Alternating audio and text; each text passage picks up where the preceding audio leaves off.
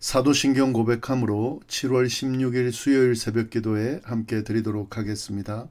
전능하사 천지를 만드신 하나님 아버지를 내가 믿사오며 그 외아들 우리 주 예수 그리스도를 믿사오니 이는 성령으로 잉태하사 동정녀 마리아에게 나시고 본디오 빌라도에게 고난을 받으사 십자가에 못 박혀 죽으시고 장사한 지 사흘 만에 죽은 자 가운데서 다시 살아나시며 하늘에 오르사 전능하신 하나님 우편에 앉아 계시다가 저리로서 산자와 죽은 자를 심판하러 오시리라. 성령을 믿사오며 거룩한 공회와 성도가 서로 교통하는 것과 죄를 사하여 주시는 것과 몸이 다시 사는 것과 영원히 사는 것을 믿사옵나이다. 아멘. 찬송가 179장으로 우리 함께 찬양하도록 하겠습니다. 오늘 이 새벽에 하나님께서 저희에게 주신 말씀은 디모데전서 6장 1절부터 10절까지의 말씀입니다. 이 말씀을 우리 함께 봉독하도록 하겠습니다. 무릇 멍에 아래 있는 종들은 자기 상전들을 범사에 마땅히 공경할 자로 알지니 이는 하나님의 이름과 교훈으로 비방을 받지 않게 하려 함이라. 믿는 상전이 있는 자들은 그 상전을 형제라고 가볍게 여기지 말고 더 잘 섬기게 하라. 이는 유익을 받는 자들이 믿는 자요 사랑을 받는 자임이라. 너는 이것들을 가르치고 권하라. 누구든지 다른 교훈을 하며 바른 말 곧 우리 주 예수 그리스도의 말씀과 경건에 관한 교훈을 따르지 아니하면 그는 교만하여 아무것도 알지 못하고 변론과 언쟁을 좋아하는 자니 이로써 투기와 분쟁과 비방과 악한 생각이 나며 마음이 부패하여지고 진리를 잃어버려 경건을 이익의 방도로 생각하는 자들의 다툼이 일어나느니라. 그러나 자족하는 마음이 있으면 경건은 큰 이익이 되느니라. 우리가 세상에 아무것도 가지고 온 것이 없음에 또한 아무것도 가지고 가지 못하리니 우리가 먹을 것과 입을 것이 있은즉 족한 줄로 알 것이니라. 보하려 하는 자들은 시험과 올무와 여러 가지 어리석고 해로운 욕심에 떨어지나니 곧 사람으로 파멸과 멸망에 빠지게 하는 것이라. 돈을 사랑함이 일만하게 불의가 되나니 이것을 탐내는 자들은 미혹을 받아 믿음에서 떠나 많은 근심으로써 자기를 질렀도다. 아멘. 네, 오늘 디모데전서 6장 1절부터 10절까지 말씀, 우리 이 말씀을 통해서 그리스도인의 삶의 중요한 측면인 물질과 세상의 가치관에 대한 우리의 태도에 대해서 한번 묵상해 보려고 합니다. 사도 바울은 젊은 목회자인 디모데에게 목회 서신을 보내면서 교회 질서와 성도들의 삶의 지침에 대해서 상세히 가르치는데요. 오늘 본문은 특별히 종과 상전의 관계 그리고 돈을 사랑하는 것에 대한 경고를 통해서 그리스도인이 추구해야 될 참된 만족과 복이 무엇인지를 역설에서 이야기하고 있습니다. 먼저 1절 2절 말씀인데요. 종과 상전의 관계 안에서 그리스도인들이 어떤 모습을 보여야 되는지를 설명하고 있습니다. 1절 보시면 무릇 멍에 아래 있는 종들은 자기 상전들을 범사에 마땅히 공경할 자로 알지니 이는 하나님의 이름과 교훈으로 비방을 받지 않게 하려 함이라 라고 되어 있습니다. 바울은 먼저 종들에게 그들의 상전들을 마땅히 존경하라고 가르치고 있습니다. 당시 로마 제국 사회는 노예 제도가 있었었죠. 그리스도인들의 그리스도인인 종들이 그 노예 제도가 있는 상황에서 그리스도인이 되면 이제 믿음 안에서 자유함을 얻었다라는 교훈이 있기 때문에 그렇기 때문에 이 세상의 어떤 종들로서에서도 자유함을 얻었다라고 생각하면서 이 세상의 질서를 무시할 수 있는 그런 상황이었습니다. 물론 이 세상의 제도가 이 그리스도의 가르침과 사실 다르긴 하죠. 믿음 안에서 자유를 얻었다라고 하는 것이 이런 세상의 어떤 가치관 질서와는 다르긴 합니다. 그러나 일단은 그 세상 질서 안에 있기 때문에 아무리 자유함을 얻었다 하더라도 세상의 질서를 무시할 수는 없는 거죠. 그래서 바울이 모든 멍에 아래 있는 종들은 자기 상전을 범사에 합당한 공경으로 여길지라라고 가르치고 있는 겁니다. 왜 그러냐면 하나님의 이름과 교훈으로 회방받지 않게 하려는 거다 하는 거죠. 이 말씀이 사실은 고대 노예 제도에 있을 때만 주어지는 말씀은 아니죠. 오늘날도 사실은 마찬가지입니다. 노예 제도가 있는 건 아니지만요. 직장 생활을 하거나 사회 생활을 할 때 다양한 형태의 상하 관계가 있을 수밖에 없죠. 그리고 그 상하 관계 속에서 그 질서를 유지하기 위해서 그 질서를 지킬 수밖에 없는 거죠. 그러니까 이 말씀은 오늘 우리에게 주어진 말씀과도 같은 겁니다. 우리에게 주어진 그 위치에서 성실하게 그 질서를 지키고 책임을 다하고 맡겨진 일에 충성을 다하면서 권위를 존중하는 태도가 필요하다라고 교훈하고 있는 거죠. 그리고 이러한 행동 하나하나가 하나님의 이름과 교훈에 대한 세상의 시각에 영향을 미칠 수 있기 때문에 그렇게 해야 된다라고 하는 말씀인 겁니다. 그래서 우리가 그리스도인이기 때문에 도리어 또 세상 속에서 빛과 소금의 역할을 감당하기 위해서 이 질서를 더 잘 지키고 더 성실하고 책임감 있는 모습으로 세상 사람들 가운데서 열심히 자리를 지키고 또 그런 일들을 행할 때 그들이 하나님의 이름을 알게 되는 통로가 될 수 있다라는 말씀입니다. 네, 그리고 더 나아가서 2절 말씀은 뭐라고 그러냐면 믿는 상전이 있는 자들은 그 상전을 형제라고 가볍게 여기지 말고 더 잘 섬기게 하라. 이는 유익을 받는 자들이 믿는 자요 사랑을 받는 자임이라. 너는 이것들을 가르치고 권하라 라고 말씀합니다. 그러니까 상전이 있는데 믿는 상전을 둔 종들은 어떻게 해야 되는가? 그들을 더 잘 섬겨야 된다는 거죠. 예. 우리가 다 형제이기 때문에 이제 믿음 안에서 다 형제이기 때문에 뭐 똑같다 이렇게 생각하지 말고 도리어 믿는 자들이기 때문에 형제이기 때문에 육체적인 관계를 넘어 영적인 형제 관계이기 때문에 도리어 더 잘 섬기라는 거죠. 이것이 세상적인 관계를 무시하는 근거가 된다기보다는 도리어 믿음 안에서 맺어진 관계이기 때문에 더 큰 사랑과 더 큰 은신으로 이어져서 더 잘 섬길 수 있어야 된다라고 가르치라고 디모데에게 교훈하고 있는 겁니다. 네, 오늘날도 마찬가지죠. 우리가 상하관계가 있을 수밖에 없는 그런 조직 사회에서 우리가 특히나 믿는 자라면 더 믿는 자로서 한 형제이기 때문에 더 존중해주고 더 잘 섬기고 더 큰 사랑과 헌신으로 그를 섬기게 되면 그것이 결국에 하나님의 나라와 또 하나님의 뜻 안에서 모든 것들이 합력하여 선을 이루는 더 선한 모습의 결과로 나타날 수 있다 하는 거죠. 그래서 그런 것들을 생각하면서 이렇게 또 상전들을 잘 섬겨야 된다라고 좀 교훈하고 있습니다.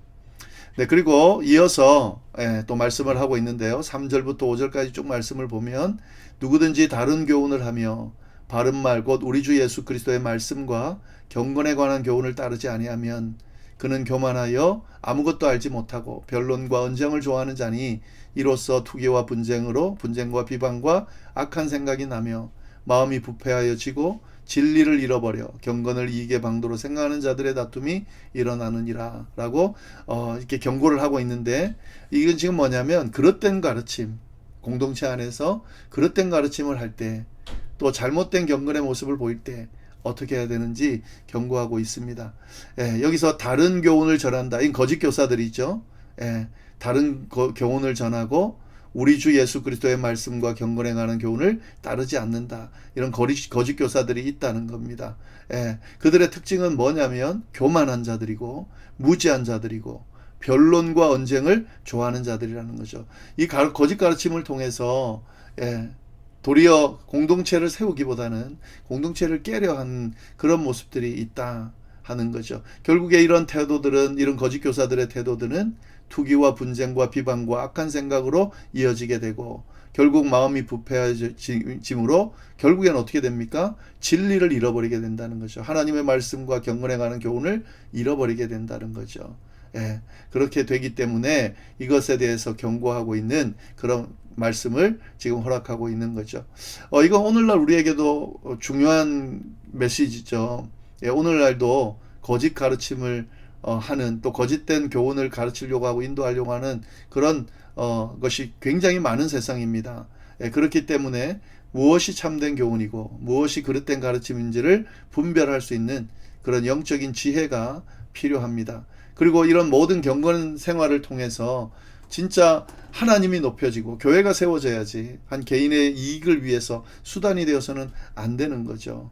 결국 교회 안에서 보면은 신앙을 빙자해가지고 굉장히 신앙을 통해서 물질적인 이득이나 자기 기득권 어떤 것들을 이득을 취하려는 시도들이 많습니다. 이게 현혹해서 묘하게 마치 이것이 경건한 모습인 것처럼 하면서 진리를 가르치는 것처럼 하면서 하는데 결국에 나중에 알고 보면 자기 이익을 채우는 거고 자기 권한이나 권력을 유지하기 위한 방편으로 물질적인 이득을 취하려는 방편으로 이용하는 그런 경우가 많이 있습니다. 이런 것에 대해서 조심하려는 거죠. 그런 것에 대해서 경고하는 말씀을 하고 있는 거죠.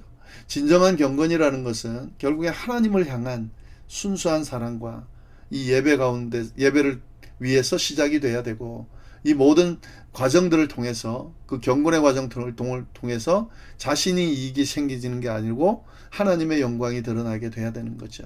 예, 그러니까 잘 분별해서 혹시 그런 거짓 교훈들이 있으면 그걸 따르지 말고 제거할 수 있는 그런 어떤 모습을 보여야 된다라고 디모데에게 경고를 하고 있습니다. 우리가 이제 사실 이 말씀을 드려야 될 내용인 거죠. 네, 그리고 6절부터 8절까지 말씀, 이 말씀은 이제 본문 전체의 핵심이라고 할 수 있습니다. 6절 말씀이 그 핵심의 내용인데요. 그러나 자족하는 마음이 있으면 경건은 큰 이익이 되느니라. 그러니까 앞에서 경건을 이익의 방독, 자신의 이익을 채우기 위한 그 방편으로 도구로 생각하는 자들과는 대조되는 그런 말씀을 하고 있죠. 진짜 진정한 복이 뭔가, 자족하는 마음, 그 마음을 가질 때에 큰 경건이 복이 된다 하는 거죠. 그러면서 7절 8절 말씀을 이야기합니다. 우리가 세상에 아무것도 가지고 온 것이 없음에 또한 아무것도 가지고 가지 못하리니 우리가 먹을 것과 입을 것이 있은즉 족한 줄로 알 것이니라. 우리는 세상에 아무것도 가지고 온 것이 없고 또한 아무것도 가지고 갈 수 없다는 거죠.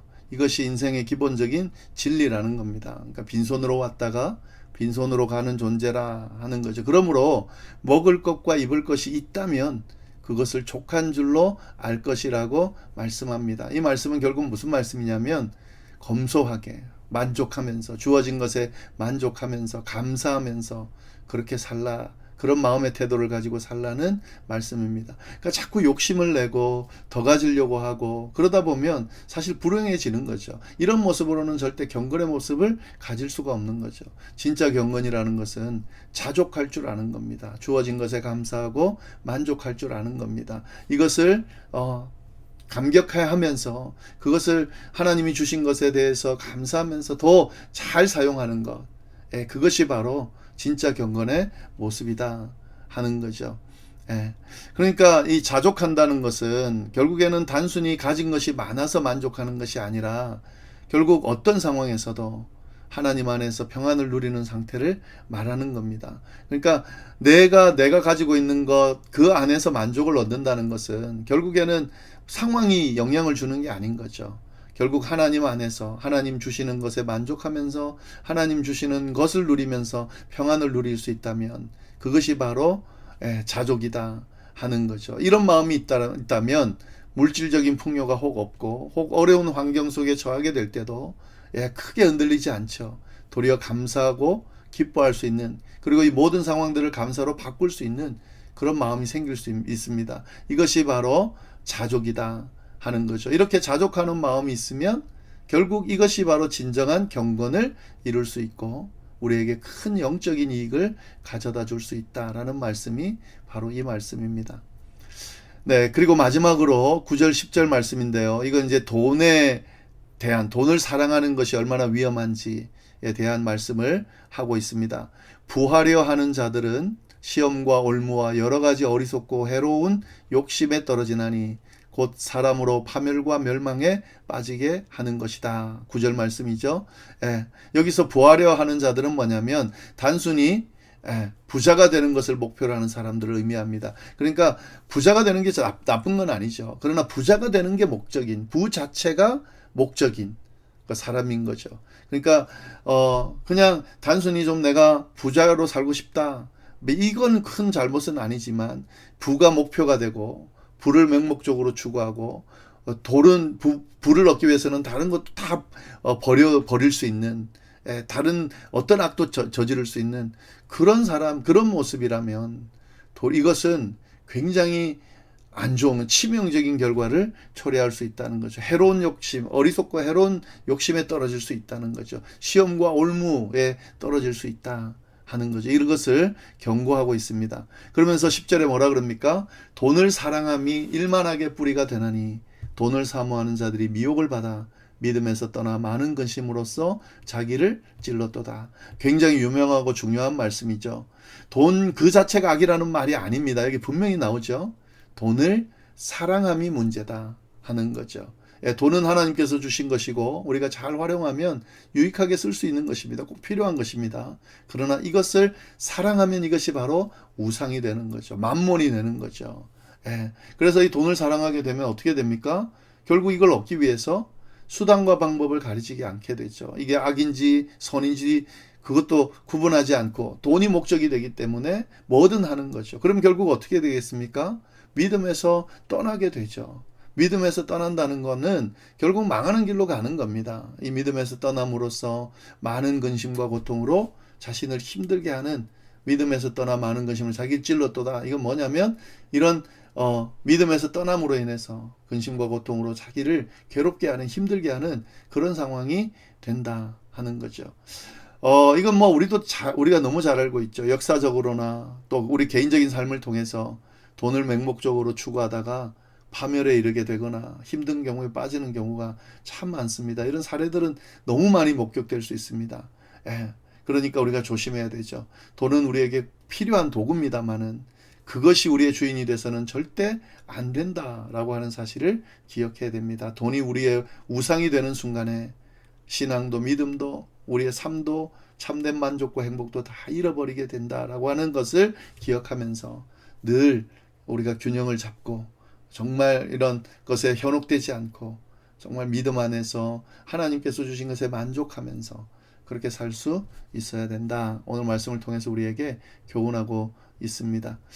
네, 오늘 말씀, 주어진 말씀 좀 잘 정리하시면서 이 말씀 안에서 우리 그리스도인으로서의 삶을 돌아보고 또 그리스도인으로서 합당한 삶을 살아가는 저희 모두가 될 수 있기를 간절히 바랍니다. 기도하겠습니다. 하나님 아버지 감사합니다. 주신 말씀 잘 기억하면서 오늘 하루도 승리할 수 있도록 인도하여 주옵소서. 이어서 드리는 개인의 기도 또 중보의 기도 위에도 하나님 함께하여 주셔서 꼭 응답해 주시고 주님의 살아계심이 드러날 수 있도록 주여 역사하여 주옵소서. 감사하며 예수님의 이름으로 기도드립니다. 아멘.